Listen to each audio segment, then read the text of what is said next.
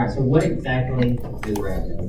So it's a syndrome that's characterized by muscle necrosis and release of the extracellular muscle contents into the circulation. So when we think about the muscle cells breaking down, what are we expecting that might be related to the bloodstream?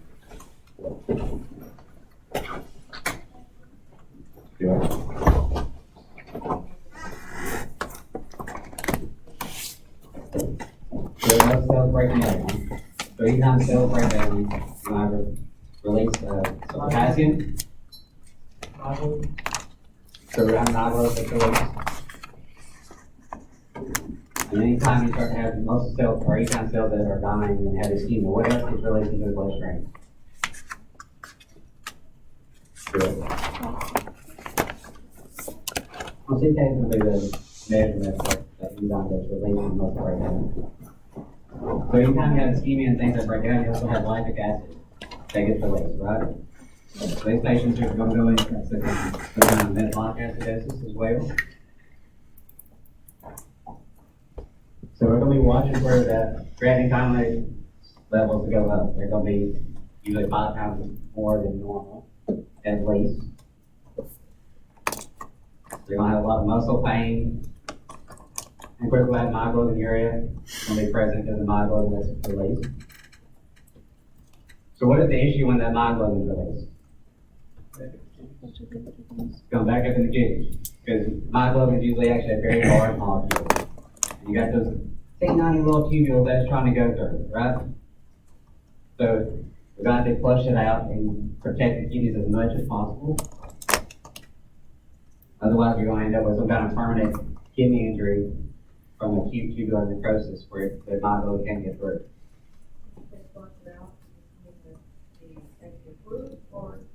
Yeah, we're going to give them a lot of extra fluids for life. We'll talk a little bit more about that when we get to the treatment. But yeah, we're going to flush it out with a lot of fluids. And so the severity of the illness is going to range from asymptomatic elevations in that asymptomatic where some people are not complaining of any muscle pain, then you got the elevations in your muscle enzymes where it becomes a life-threatening disease. Where they have extreme enzyme elevations, electrolyte imbalances, and an acute kidney injury. So what do you expect to see? You're going to see those myalgias, you're going to complain of, most people are going to complain of muscle pain. You're going to have a few that does not say they don't have any pain. And you're going to be listening to those because the ones that don't have any pain, some people can have some fever and things like that. So then you're going to be checking to see if they have flu, you're going to be checking those labs, see what's going on. And then by the other people that's going to be having debilitating pain. The muscle pain and stuff is so bad from this breakdown. And with the myoglobin, you're going to have that coat-colored urine. Bilirubin, you have that lighter brown color. This is going to be extremely dark. That myoglobin has all that pigmentation in it for the muscles. So you're going to have a lot darker urine.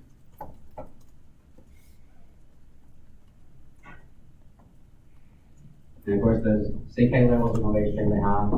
I think we've seen them up as high as around 330,000. They can get extremely high, depending on how severe it is. And then, of course, like you have the fever, you have tachycardia, nausea, vomiting, sometimes abdominal pain. All the mental status really going to kind of depend on what the cause is. Is it caused by trauma? Did it have a head injury? The electrolyte abnormality that's causing all the mental status? They take some kind of drug that might be causing it. So all the mental status may not be specific to the Rhabdo, but it can, you can definitely deal with it depending on the cause.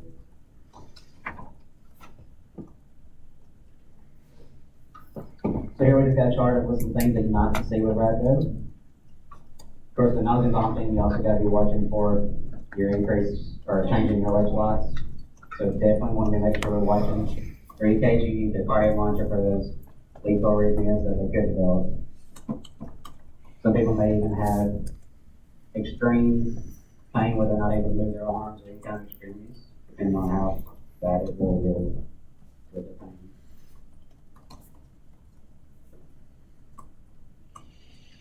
So of course, things we're watching for, obviously watching for that creatine kinase, like I said, more 5 times or more than normal. And the urine and serum myoglobin levels. Just because, like I said, it's dark, you definitely want to vaccinate your house, make sure the myoglobin in there, because it could be from the liver with the liver, but we're going to make your house just to be 100% sure. Obviously, the electrolytes, hypokalemia from the release of the potassium, hypophosphate, hypocalcemia at first, and then as the kidneys get more and more injured, you're actually going to start to develop hyperkalemia later. Or not hypercalcemia, so later with that, when the kidneys aren't able to keep up with it. And you also have a little bit of uric acid in there and hyperuricemia as well.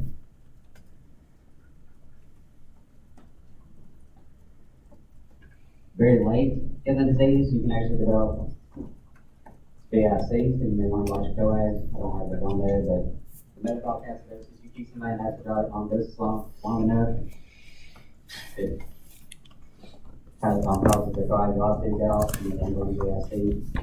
Somebody likes it very late. Then, of course, we got the acute kidney injury. So we're going to be watching that binding creatinine, watching that ratio, watching the GFR, see if it's going down.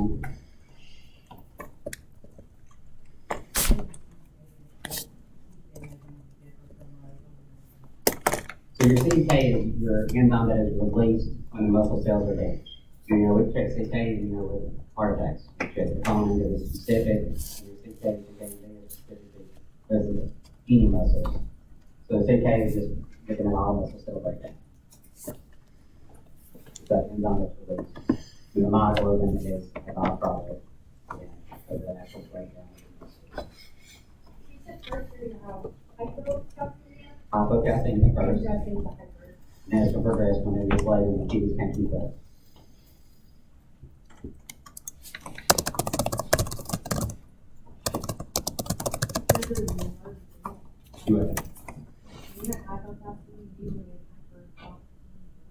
Usually. So the kidneys can't keep up and it falls.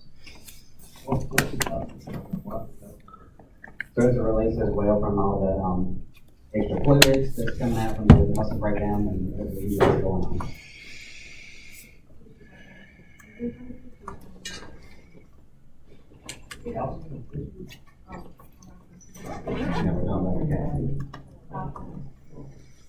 But it's good. The calcium is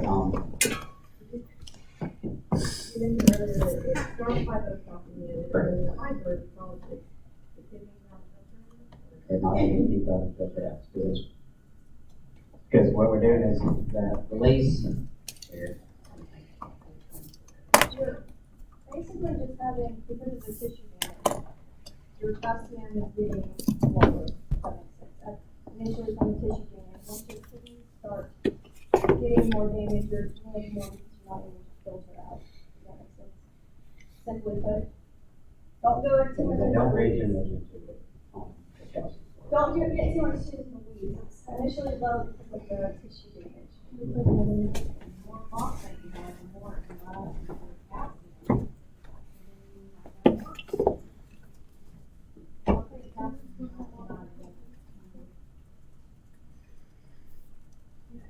The only way you can do it is maybe choice. Yeah, so this is the only time that I'm seeing that it's quite different. And the excess of phosphate is low amount of calcium. And the more phosphate that first. That first.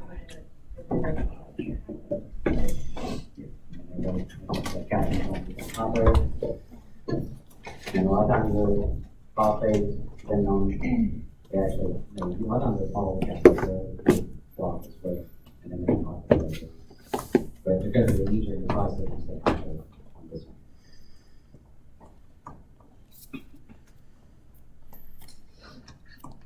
So creatinine, this is probably something that creatinine kinase and creatinine are the two different things. Yes, that creatinine kinase is specifically enzyme release when the muscles are breaking down. I would assume that was for the kidney. So they use it for the pump. It's specific to muscle breakdown. CK is. Okay. So- So regular muscle is CK and B. Myocardial pain. Yeah, okay, so there's different kinds of CK that we test for. This is just a regular old CK. It's muscle. Anytime a muscle breaks down, you've got, the kinase that's released from that muscle. Like, Like you said, you know, for heart, we check for common, CK, and injuries. We check all those. CK is non-specific. One specific muscle is going to be released with any type of muscle.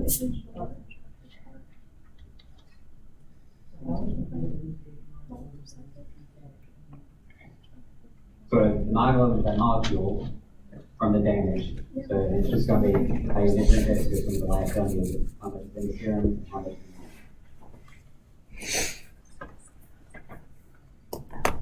Any other questions? Alright, so, and for other things we're watching, of course, we're watching the urine output. We gotta make sure we're putting out enough. Watching the color, see if it's getting more clear. Obviously, hypovolemia, because you have the injury that could be going on, or maybe rhabdomyolysis is caused from hypovolemia, so you're watching those signs and symptoms. The electrolyte abnormality is going, because we're going to have to watch EKG and cardiac monitoring.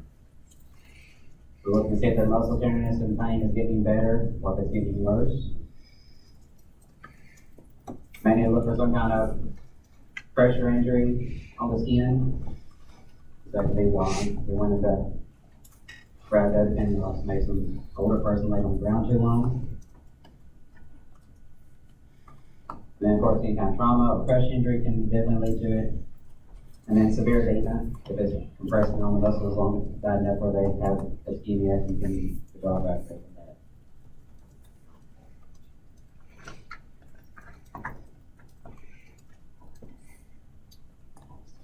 So these are some causes of Rhabdo. First, we got the direct muscle injury, where you have the car crash, like the falls, crush injuries, lying on the ground for too long. Especially the older person that lies on the ground for long enough, they're already Rhabdo, and then of course skin injury because they already have skin issues from being older. And of course you have your indirect muscle injuries where you have your muscle ischemia. This is big. Indirect can be caused by medications. A simple DVT, if you have enough tissue damage, you can even lead to Rhabdo. Hypothermia, which we're going to talk about a bit more, can lead to rhabdomyolysis because of the vasoconstriction, decreased blood flow to where we need to go. Of course, metabolic, extreme muscle strain, you got your young people that work out too much and don't stay hydrated. Then go into rhabdo. Seizures from the muscle use. Thyroid disorders. And of course, you also got your electrolyte disorders can even lead to it.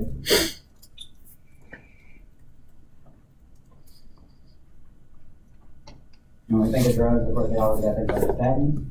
We already know that statins can cause muscle pain, right? So anytime somebody comes in on Rhabdo and they have their own statins, you want to stop it until we can figure out what's going on. Make sure that they don't get statins until we can get it cleared up. Of course, your antipsychotics, of course, cocaine, heroin, SSRIs, if they're all, if you get too much of those, they can cause Rhabdo. If somebody's on propofol too long, they can go on propofol infusion syndrome and cause Rhabdo. So just think about that if somebody's in ICU for a long time.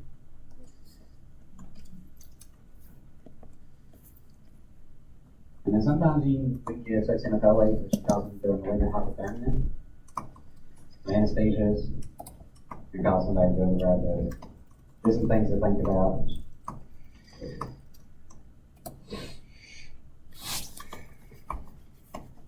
So obviously complications, you got the acute kidney injury, occurs in about maybe 35% of people that are doing Rhabdo if we can treat it appropriately.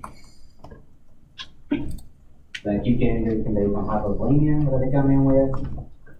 It can also be vasoconstriction, it can be from the myoglobin, or it can be just because we do not give them enough fluids and we give them suboptimal treatment. They don't maybe that acute kidney injury. Obviously, they can develop compartment syndrome if it's bad enough. From the, make sure swelling and things that Rhabdo can cause from the tissue breakdown. Like I said, if they stay that acidotic long enough, they can go into BIC. And then, of course, when the blood clotting out, they can have all kinds of life-threatening arrhythmias. We have to watch for. The electrolyte around, potassium getting off, things like that. Yeah, right there would be a lot of localized anywhere like the heart, or is it always like a systemic kind of process?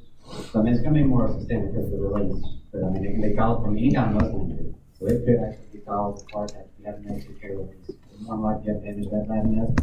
They should be going to do it anyway.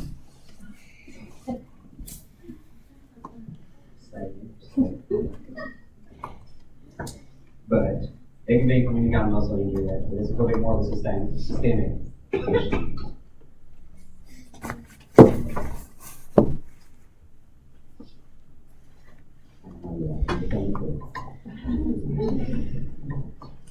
Alright, these are just some more complications and a little quick graph that might tell you how we're going to treat it there. You want to kind of look over.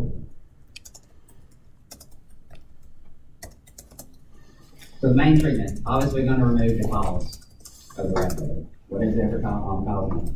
We got to get rid of it. Obviously monitor those electrolytes and treat them accordingly. If they're low, and then replace if they're high, like potassium, then they need some D50 and insulin. Maybe they'll send in albuterol treatment.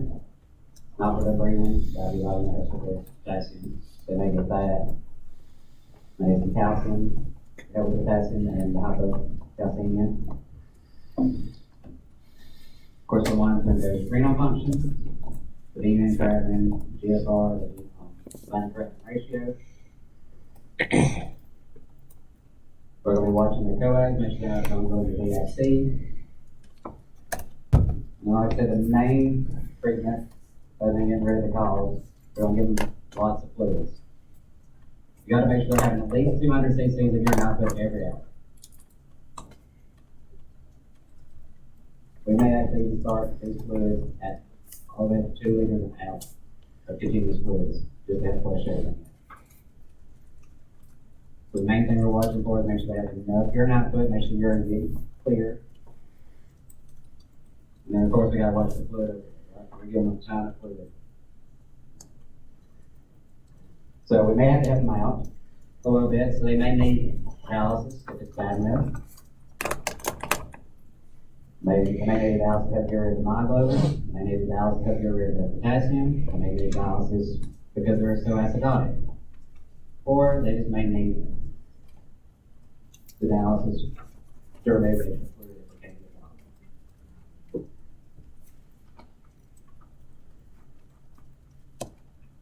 And to help with the fluid overload, even though it's nephrotoxic, sometimes you may still have to give them some Lasix. Just whatever. But it's just one of those things you have to assess and see how they're doing as we give them all these fluids. So we're going to be doing frequent assessments, watching that cardiac monitor, make sure there's no arrhythmias, make sure they're getting better, watching their five levels, CK levels, make sure they're coming back down.